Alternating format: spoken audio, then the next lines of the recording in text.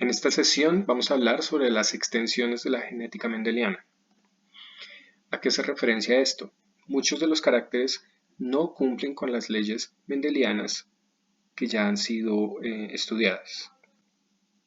El objetivo de esta sesión es comprender los mecanismos de la herencia que no corresponde a los modelos de la genética mendeliana. Dominancia parcial o incompleta. Los alelos no son completamente dominantes. Su descendencia en la F1 corresponde a fenotipos que será la mezcla de los fenotipos de los progenitores. En esta imagen observamos cómo una flor de color rojo, al ser cruzada con una planta de flores de color blanco, vamos a tener como resultado un fenotipo intermedio o híbrido heterocigoto con un color rosado. Entonces, podemos observar en este cuadro de Punnett, en la parte de arriba, una flor roja que tiene como fenotipo el color rojo y genotipo los alelos R y R. En la parte izquierda observamos una flor blanca que tiene como fenotipo el color blanco y como genotipo B mayúscula y B mayúscula. Se ubican los correspondientes alelos y se hace la cruza. En este caso, en todos los cuadros van a quedar tanto un alelo B correspondiente a blanco como un alelo R correspondiente a rojo. Por tanto, al ser una dominancia incompleta, el fenotipo va a ser rosada en un 100% y el único o la única combinación de genotipo va a ser los alelos B mayúscula, R mayúscula correspondiente al 100%. En el F2 vamos a ubicar dos plantas derivadas de la primera generación o F1 con genotipos B y R mayúsculas y fenotipo rosado en los dos casos. Separamos los alelos en nuestro cuadro de Punnett, iniciamos nuestro cruce, como ya lo hemos visto en otras ocasiones. El primero queda BB, el segundo BR, el tercero queda BR y el último RR.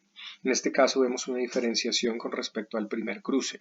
Vamos a tener un fenotipo blanco que corresponde al primer cuadro, correspondiente al 25%. Un fenotipo rosado, porque vemos que dos de los cuadros tienen los dos alelos, entonces es un 50%. Luego un R, que corresponde al último cuadro, que tiene los alelos R y R, entonces rojo en un 25%. Como resultado en el genotipo vamos a tener tres variantes. El BB en un 25%, BR en un 50% al estar dos veces y RR en un 25%. El segundo caso es el de codominancia. En este caso ninguno de los alelos es dominante y en el fenotipo de la descendencia se expresarán los dos caracteres simultáneamente. El ejemplo que vamos a utilizar va a ser con gallinas. Entonces, tengo en la parte superior del cuadro de Punnett un gallo de color blanco, fenotipo blanco, y un genotipo BP, mayúsculas. En la parte izquierda tenemos una gallina negra con genotipo NN. Entonces, ubicamos nuevamente los alelos en el cuadro de Punnett, hacemos el cruce, BN, en este caso BN, también BN y BN. Al ser el F1, entonces vamos a tener, en este caso, cuando los dos colores se expresan al mismo tiempo en su cría, le vamos a llamar que son moteados o sarabiados. Entonces, en este caso va a ser un 100%. La posible combinación de genotipos tenemos únicamente BN en un 100%. Entonces, en un 100% todos el resultado de este cruce van a ser sarabiados. F2. En este cruce vamos a obtener tanto un gallo como una gallina sarabiada. Si nos damos cuenta, colocamos sus alelos, que en ese caso ya están mezclados, tienen un B mayúscula y N mayúscula. Entonces hacemos el cruce correspondiente y vamos a observar cómo en el fenotipo tenemos la expresión de estas tres características. Blanca, ¿cierto? En un 25%, moteada o sarabiada en un 50% y negra en un 25%. En el genotipo vamos a observar las siguientes combinaciones: BB con un 25%, BN con un 50% y NN con un 25%.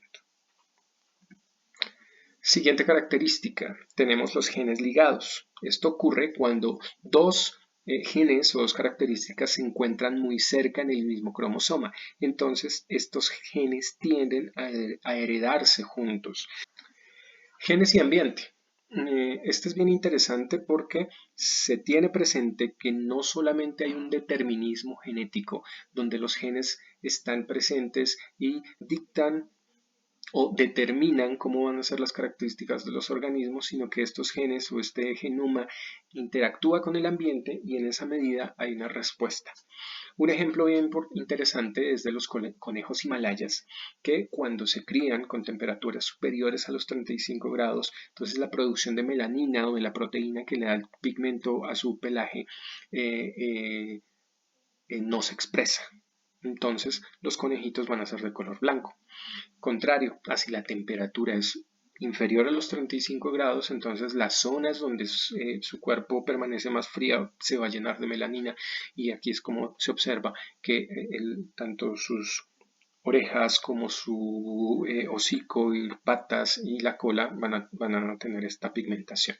Otro caso viene siendo la Drosophila melanogaster, que es esta mosquita de la fruta, que es pequeña, de ojos rojos, cuando normalmente se cría sobre los 25 grados centígrados, sus alas tienden a rizarse, a entorcharse, pero si sus nuevas crías ya se desarrollan en temperaturas inferiores a 25 grados, nuevamente sus alas adquieren su forma original. Otro caso interesante que hay es el de la selección artificial de Tillon, donde varias generaciones de ratones fueron entrenados para seguir o resolver un laberinto. Se hizo una selección artificial en que se dejó que los mejores ejemplares que tenían mayor capacidad para esta tarea se reprodujeran y durante 7 generaciones se logró que los ratones tuvieran estabilidad. Pero resultó que a la 7ª generación ya se permitió que estos ratones socializaran con otros de su especie y estabilidad rápidamente se perdió. Este caso es interesante en cuanto al gen MAOA, que se encuentra localizado en el cromosoma X y que codifica la enzima monoaminooxidasa A, que controla la dopamina, la noradrenalina y la serotonina. Estos compuestos son bien importantes porque determinan el dominio sobre las emociones, la ira, el comportamiento social, y se ha descubierto que las personas que tienen una baja respuesta en cuanto a este gen son susceptibles a tener comportamientos agresivos y son desencadenados porque en su niñez pueden ser susceptibles a violencia intrafamiliar y esto hace que cuando son mayores generen actividades violentas. Contrario a las personas que tienen esta modificación en el gen y no han sido sometidos a violencia intrafamiliar o violencia en la niñez, no desarrollan comportamientos violentos. En el caso de las plantas, resulta que hay efectos ambientales que determinan su crecimiento, la cantidad de luz, la cantidad de nutrientes, la altura a la que crecen. Me refiero a altura en la altitud, por ejemplo. Si tenemos una mata de aguacate, una planta de aguacate, en Bogotá no va a dar aguacates porque necesita una temperatura y una altitud determinada. Otro caso interesante viene siendo la altura de las personas, que está determinada por la nutrición y la actividad física que desempeñen. Podemos observar en esta gráfica cómo en Colombia la altura de las personas, tanto en hombres como mujeres, ha venido aumentando progresivamente. En 1910 las mujeres tenían una altura cercana al 1,50 m, los hombres cercana al 1,60 m. Si vemos la gráfica poco a poco, ya en los años recientes, en 1985, 1990, el rango que tiene este estudio, las mujeres llegan cerca al 1,60 y los hombres están cerca al 1,70 m. Esto resultado a que la nutrición en Colombia, con las mejoras económicas y el acceso a mayor cantidad de nutrientes y de alimentos, ha permitido que la altura crezca paulatinamente.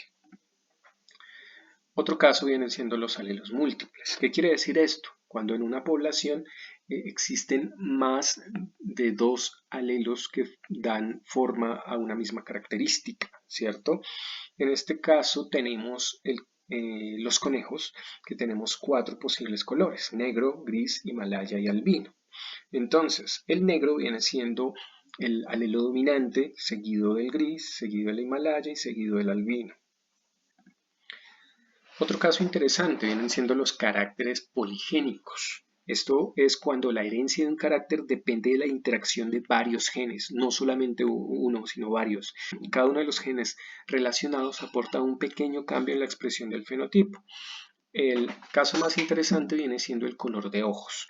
¿De qué depende el color de los ojos? Básicamente de la cantidad de melanina que los melanocitos aporten para dar esta pigmentación. Cuando estamos hablando de colores claros, en este caso azules, observamos que las fibras de colágeno que forman el iris no tienen melanina, por tanto estamos hablando de una ausencia, y esa ausencia de estos pigmentos permite que tenga este color azul.